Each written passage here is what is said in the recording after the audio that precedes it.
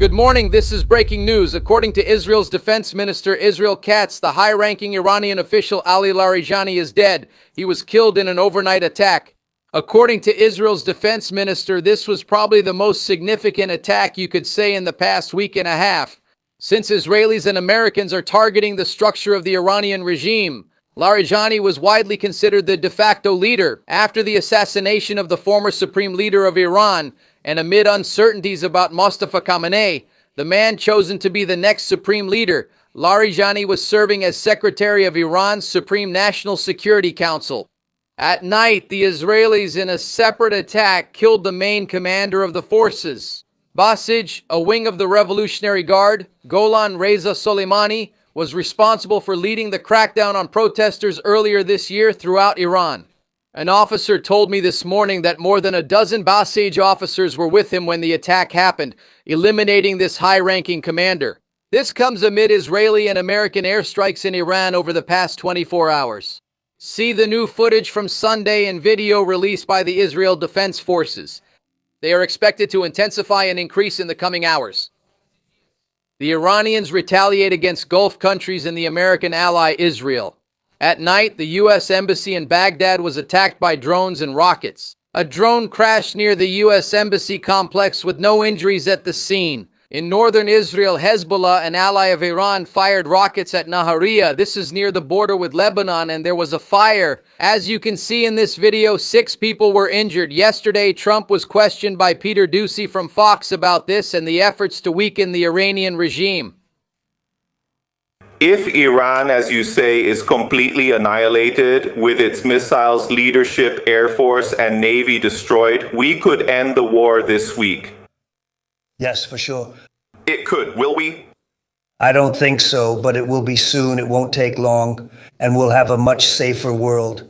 When all this is over, this will be finished soon. We'll have a much safer world. The U.S. and Israel against Iran and its allies. See images of the aftermath in the Dahieh neighborhood in southern Beirut, a Hezbollah stronghold bombed by Israel. See images of ground forces in southern Lebanon as Israel expands its ground operation against this terrorist group. One of the main spokespersons of the IDF said the following during the night. We prepared ourselves for this prolonged war, anticipating that Hezbollah would open fire.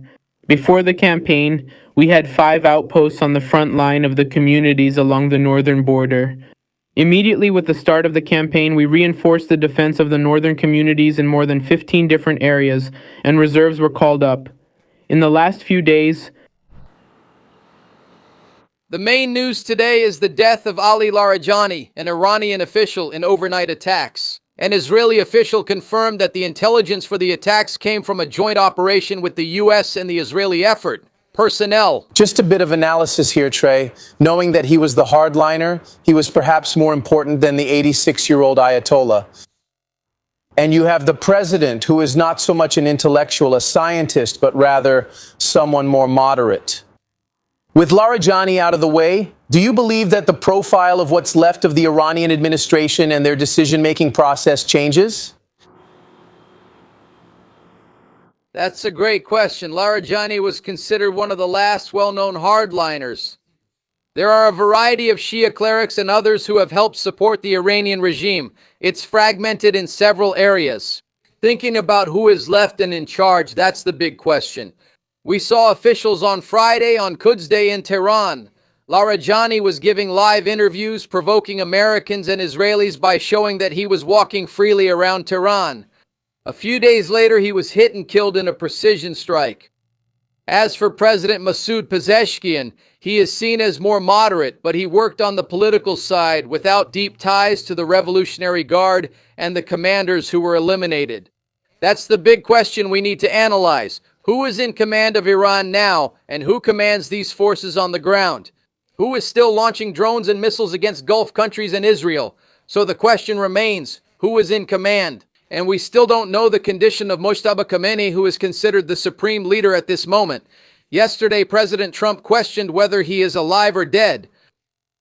Trey, have we had any response yet? I know that the late supreme leader who was assassinated by Israel had this plan for all these small forces to essentially operate independently. That's still happening in Iran. Or is it this supreme leader, this new supreme leader, the son who's running things and whom we haven't heard about? Yes, great question. Iran has a mosaic defense. They prepared themselves knowing that the United States and Israel would eliminate their officials.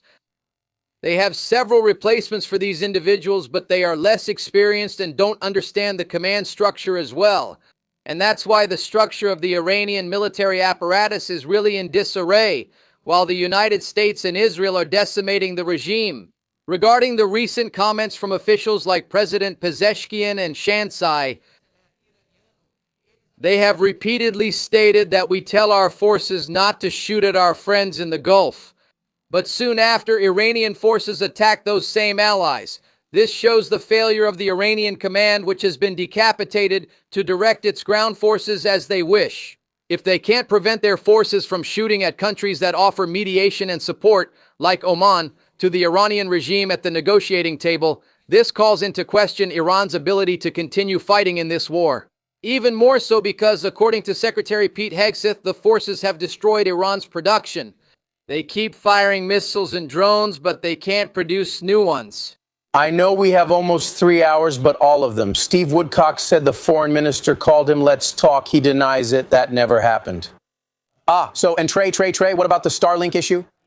And the residents there, what they know about what's happening is what's on state TV. As for what's happening there, that's not the most important thing right now because there are doubts about whether people would return to the streets in Iran, like at the beginning of the year, since several basic commanders, including the head of that branch of the Revolutionary Guard, have been eliminated in recent weeks. The Iranian regime and what's left of it is making a concentrated effort, going door to door trying to find people with Starlink and access to the outside world who might express their disdain for the government. But as we think about the situation on the ground, we also need to consider what the people want. And there are many people who are afraid. They fear that even now in the current environment, if they go out into the streets, they risk being shot by the security forces. And President Trump said earlier this year that 32,000 people were removed. So regarding what will happen next, we don't know. We know that President Trump has many options on the table, and although he hasn't presented those options publicly, he does have privately many alternatives on what to do next to support these people. And again, the Americans and the Israelis are systematically eliminating the Iranian leadership who were responsible for killing so many of their civilians earlier this year. Trey, thank you very much. Good job. Trey. Há tempo, mas são grandes movimentos.